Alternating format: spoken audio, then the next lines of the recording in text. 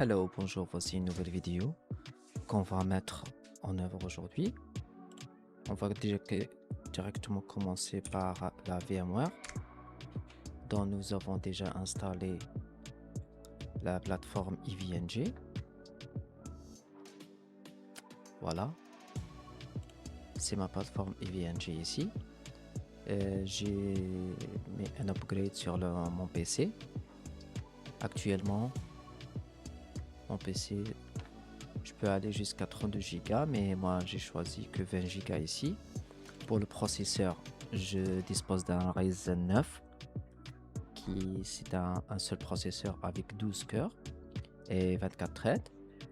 Pour le hard drive, j'ai choisi 100 Go, je n'ai pas besoin de beaucoup. Sinon, si vous avez besoin beaucoup d'espace, vous pouvez élargir le disque virtuel, bien sûr. Ici, on a activé le NAT dans Connect at Power On. Le NAT ici, c'est pour avoir internet du PC en même temps. Ici, vous pouvez le déconnecter, mais ça verrait. On va allumer notre machine. Voilà, très bien. Donc, notre VM va démarrer sans aucun problème. Très bien. Donc, on va faire notre password. Root. La reprise de notre plateforme. Très bien. Voici, dans notre user était root et mot de passe était EVI. Nous avons passé beaucoup de temps.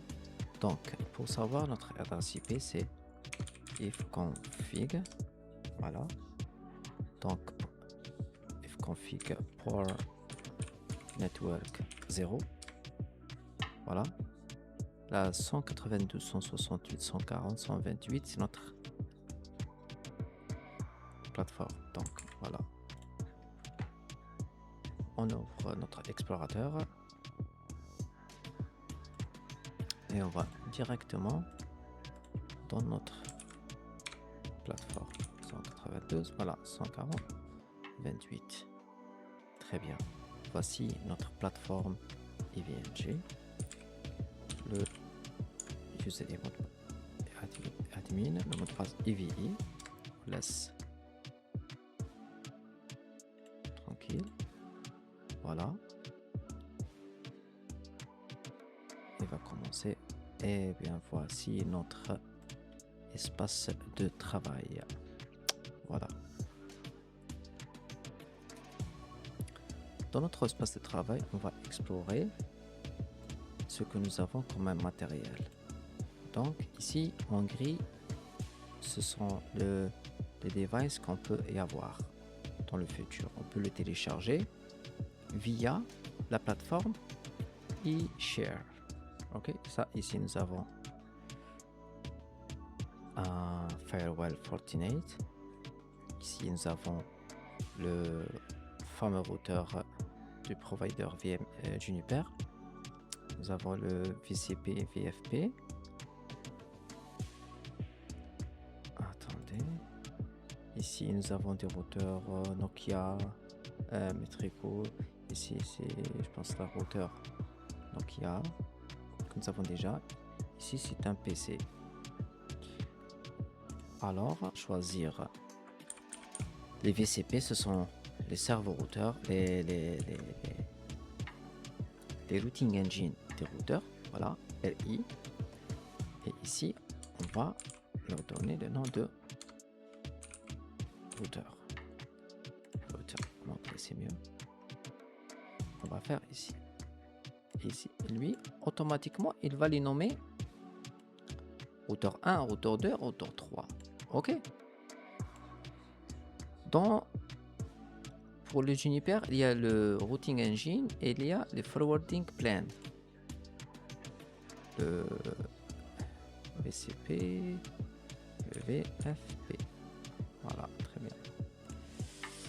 Ici, on va faire comme ça. On va données. Forwarding Plane Control, FPC. Ok. C'est juste une appellation, c'est pas. Ah, là dit 4. On va le mettre ici. 5 ici. Ici. Donc on va les nommer. On prend cette prise là, on va la connecter dans l'autre. Et on choisit toujours Internal Interface. Ils se connectent ensemble. Ok. Voilà, même ici, même concept.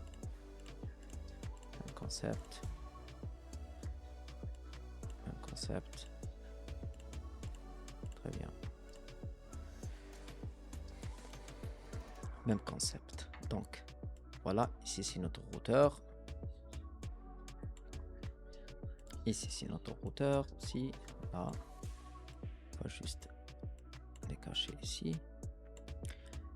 Avant de les allumer notre routeur, il faut connecter les devices parce qu'une fois allumés, tu ne peux pas les connecter. Sinon, tu dois éteindre le routeur, tu te connectes, après tu le rallumes. Ici, c'est JE1, JE00, JE00. Voilà. Ici, c'est le GE001. On va faire comme ça, c'est mieux. 01, voilà. Ici, nous avons par exemple 002 et la 002.